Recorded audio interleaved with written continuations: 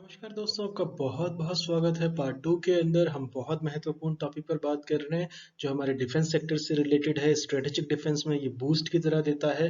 तो Hindustan aeronautics limited ने दो महत्वपूर्ण कामयाबी हासिल की हैं, हम इनके बारे में चर्चा कर रहे हैं। अपाचे हेलीकॉप्टर्स के बारे में भी हम लोग चर्चा कर रहे हैं, लाइट कॉम्बैट हेलीकॉप्टर्स के बारे में चर्चा कर रहे हैं, ध्रुव के बारे में चर्चा कर रहे हैं, इनके सेलियन फीचर जिस तरीके से है और जिस तरीके से ये एज दे रहे हैं, और साथ में इसका इकोनॉमिक रैशनल भी देख रहे हैं।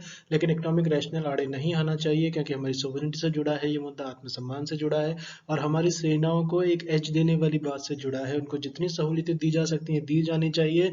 उन जवानों की वजह से ही इस देश में जो एक हम शांति से रह सकते हैं। इसमें जो महत्वपूर्ण बात है, हमने काफ़ी चीज़ें डिस्कस की हैं कि इसका किस किस तरीके से इसको लिया गया है, कैसे इनकी फीचर्स रही हैं, और पार्ट वन में हमने बहुत डिटेल से डिस्कस किया है। और अब हम इसमें बात कर रहे हैं, हम एक तरीके से अपाचे की और हॉल्स में लाइट कॉम्बैट एयरक्राफ्ट की जो हमने तुलना की थी कि जिस तरीके से अपाचे 3 गुना महंगा है, लेकिन अपाचे जो है वो बड़ा भी है, हेविली आर्म्ड गनशिप के साथ आता है और मोस्ट एडवांस एवियोनिक्स के साथ आता है और battle tested night fighting capabilities, इसलिए वो महंगा भी है। लेकिन हमारा जो हॉल का निर्मित है एच जो है ये भी कम नहीं है। इसकी जो कॉस्ट है 125 करोड़ पड़ रही है एक में। तो इसके जो डिफरेंट डायमेंशन पे बात कर रहे हैं, चलिए हम इनकी सेलियंट फीचर्स पे बात करते हैं। और इसमें जो महत्वपूर्ण बात है वो ये है कि जिस तरीके से उसने हॉल ने अचीव किया है, उससे game of strategy defence equation पे बात आ जाएगी।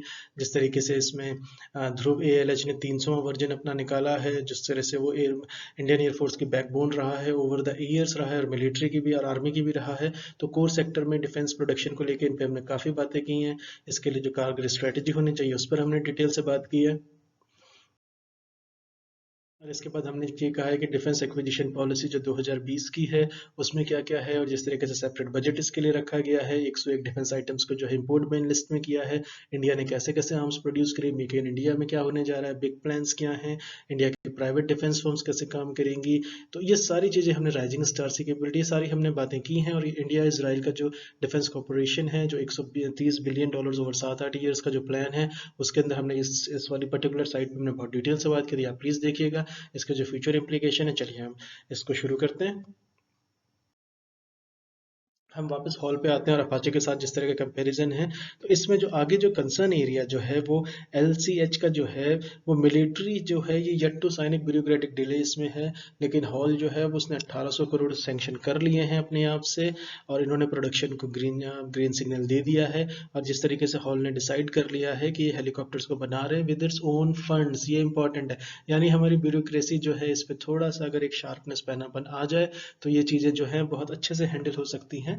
लेकिन बहरहाल ये है कि अच्छी बात यह है कि हाउल ने खुद ही सैंक्शन कर दिए 1800 करोड़, और ये इसके आगे जा रही है। ये बात मैंने इसलिए रखी ताकि हमें पता चल सके कि हम मिलिट्री के जो मुद्दों पर हैं, जो थोड़े थोड़े हल्के फुल्के, जो इस तरीके से ये जो नीडलेस अवॉइडेबल जो सर्कमस्टांसेस, इन्हें किस तरीके से दूर किया जा सकता है और बेहतरी के लिए, और जिसमें जीरो टॉलरेंस होनी चाहिए इसमें नेग्लिजेंस की। और की एट्रीब्यूट्स पे हम बात करते हैं, ये बहुत फॉर्मिडेबल है, एक तरह की वॉर मशीन है, डिजाइन फॉर वॉर है ये। तो 5.8 टन है, तो एबिलिटी जो है इसकी उड़ने की तो है ही ऑब्वियसली, और फाइट करने की है हाई एल्टीट्यूड्स में। कारगिल के दौरान हमने देखा था, मैंने पिछले लेक्चर में कवर किया था इस बात को, कि किस तरीके से हाई एल्टीट्यूड्स पे अगर हम उन्हें फायर पावर दे सके अपने बहादुर जवानों को, तो उससे हमें कितना एक मिलिट्री एज मिलेगा, कितनी सहूलियत मिलेगी, और हमें एक डिसाइसिव एज मिल जाएगा एनिमी के ऊपर। तो आर्मी जहाँ पे डिप्लॉय की जाती है, पेट्रोलिंग की नीड होती है, तो अपाचे और इसका एक फ्लीट हमें तैयार होना चाहिए हमारे पास। नंबर जो है वो एयरफोर्स और आर्मी बेहतर जानते हैं, तो और ये बताया भी नहीं जाता है। तो लेकिन ये है कि हमें इसका कॉम्बिनेशन होना चाहिए, और जो रेगुलर पेट्रोलिंग है उसमें हम हॉल की जो ये वाली उपलब्धि है एलसीएच की, इसको हम यूज़ कर सकते हैं, बेहतर तरीके से कर सकते हैं।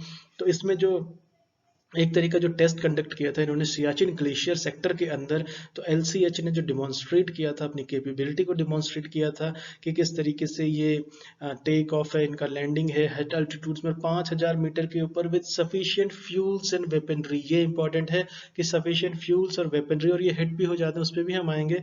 तो जिस तरीके से वो फिर ये चल उड़ते रहते हैं, तो फ्यूल्स एंड वेपनरी जो है कॉम्बैट मिशंस में इवन हायर एल्टीट्यूड पे टारगेट्स जो है हमारे, उसका ये बखूबी मुकाबला कर सकते हैं, दुश्मन उनके दांत खट्टे कर सकते हैं। तो इसकी जो और ख़ास बात है उसमें यह है कि इसके ट्विन शक्ति इंजन्स हैं जो स्पेशली डिज़ाइन किए गए हैं फ्रेंच फर्म के द्वारा, जिसका नाम है SAFRAN, सैफरन SA। यानी जो इसके ट्विन शक्ति इंजन्स हैं वो हमने एक तरीके से फ्रेंच फर्म से डिज़ाइन करवाए हैं सैफरन SA से हॉल ने, और जो डिलीवर करता है एक्स्ट्रा पावर को हाई एल्टीट्यूड्स पर, ये एक इसका बहुत बड़ा एडवांटेज है। और इसके बाद ये LCH है, ये एक आइडियल प्लेटफॉर्म देता है हमारे ब्रेव इन्फेंट्री सोल्जर्स को, फायर सपोर्ट देता है उनको 15,000 से 16,000 फीट के हाई एल्टीट्यूड्स पर, जो हाईली कंटेस्टेड एरियाज हैं, जिस तरीके से हमने चाइना के साथ देखा है, जैसे वो दिपसांग का एरिया हो, गलवान का एरिया हो, हाइट्स तो नॉर्थ और साउथ ऑफ पेंगोंग त्सुकी, तो इस तरह के जो एरियाज हैं, जो लद्दाख रीजन है और जो नीचे अरुणाचल के रीजन्स पे भी चले जाएं, तो वहां पर कांस्टेंट हमें एक तरीके का थ्रेट मिलता है। और जो ईस्टर्न लद्दाख के ऊपर के जो एरियाज हैं 15,000 16,000 फीट के जो एरियाज हैं वो हाईली कंटेस्टेड है, तो वहां पर हमें एयरफोर्स में और मिलिट्री के अंदर, आर्मी के अंदर ये डिसाइसिव एज देने की क्षमता रखता है। और मिलिट्री ने ऑलरेडी जो प्रोजेक्ट किया था हॉल को, तो इवेंचुअली रिक्वायरमेंट जो इनकी होनी थी ये करीब करीब 65 LCH की थी इंडियन एयरफोर्स के लिए और 97 आर्मी के लिए थी। आप ये देखें कि आर्मी मिलिट्री जो है, हमारी मिलिट्री स्टैब्लिशमेंट इसे कितनी शिद्दत से महसूस करती है इनकी रिक्वायरमेंट। तो 97 आर्मी के लिए ये पहले ही बात कर ली गई थी और 65 जो है इंडियन एयरफोर्स के लिए हॉल से इनको चाहिए। तो ये एक तरह की बहुत बड़ी उपलब्धि है, हम आत्मनिर्भर की तरफ जा रहे हैं डेफिनेटली। तो डिफेंस सेक्टर के अंदर एटलीस्ट, तो इसमें जो LCH है एक तरह की फॉर्मिडेबल फाइटिंग मशीन के तौर पर इसे देखा जाना चाहिए। अब मैं इसको और स्पेसिफिक्स बताता हूँ आपको। इसमें 2 पायलट्स के लिए अवेलेबल है, जो एक के पीछे एक बैठे होते हैं, और एक स्लिम तरीके का कॉकपिट होता है जो काफ़ी एडवांस फीचर से युक्त है, जिसमें चूज कर सकते हैं एक मेन्यू ऑफ ऑप्शंस आपको दिया जाता है वेपनरी के लिए, उसको टेस्ट फायर कर सकते हैं आप उसको फायर। एक हेलमेट पॉइंटिंग जो सिस्टम है, तो पायलट को सिर्फ एम लगाना होता है, टारगेट खुद ब खुद उस पर फायर हो जाएगा। तो LCH वेपन्स के जो ऑप्शंस हैं इसमें अगेन इंपॉर्टेंट है कि इसके जो ऑप्शंस है वो हमें क्या क्या ऑप्शंस मिलते हैं। तो एक तरीके का नोज माउंटेड 20 मिलीमीटर टर्रेंट गन है इसके पास, इसमें पहले से अटैच्ड है। जो 70 मिलीमीटर रॉकेट्स हैं इसके पास हो सकते हैं। तो एयर और एयर टू मिसाइल्स जो है ये कैरी करता है अपने स्टब विंग्स के ऊपर, तो ये बहुत इंपॉर्टेंट है, air to air missiles carry करने की क्षमता है इन हेलीकॉप्टर्स में। और जो इसमें एक खास बात है, जो इंपॉर्टेंट नोट है एक तरीके का, तो LCS जो है ये पहला हेलीकॉप्टर है जो फायर कर सकता है air to air missiles against a flying target. ये इंपॉर्टेंट है कि फ्लाइंग टारगेट के अगेंस्ट में एयर टू एयर मिसाइल्स को भी फॉलो कर सकता है। तो देखिए हॉल ने कितनी बड़ी उपलब्धि हासिल की है, एक तरीके का डिसाइसिव एज हमें दे सकता है ये। और LCH ने जो डिजाइन किया गया है वॉर मशीन की तरह भी डिजाइन किया गया है। ये डिजाइंड है एंटी टैंक गाइडेड मिसाइल्स को कैरी करने के लिए। यह भी इंपॉर्टेंट है, एंटी टैंक गाइडेड मिसाइल्स को ये कैरी करता है। और ये can knock out enemy tanks को ये नॉकआउट कर सकते हैं, रेंज अप टू 7 किलोमीटर की रेंज तक ये एनिमी टैंक्स को भी उड़ाने की क्षमता रखते हैं। तो ये बहुत बड़ी, ये डिजाइंड फॉर वॉर है एक तरीके से। तो LCH का जो प्रोटेक्टेड है, इसके रेंज और डिवाइसेस हैं ये काफ़ी सारी हैं।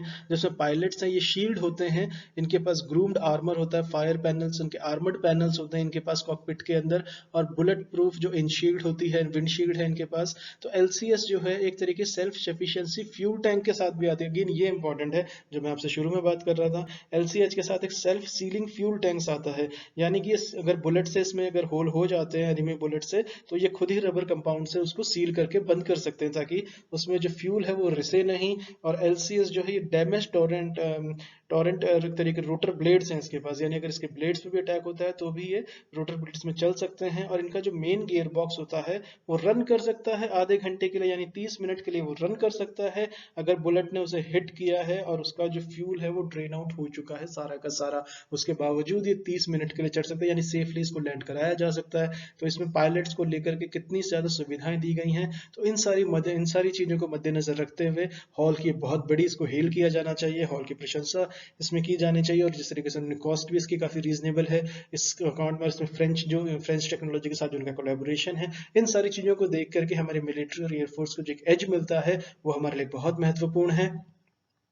और ये एज की ज़रूरत इसलिए भी है कि जो हमारे एडवर्सरीज हैं पाकिस्तान और चाइना, इनके साथ लगातार एक डिस्ट्रस्ट का माहौल बना रहेगा आने वाले वक्त में भी।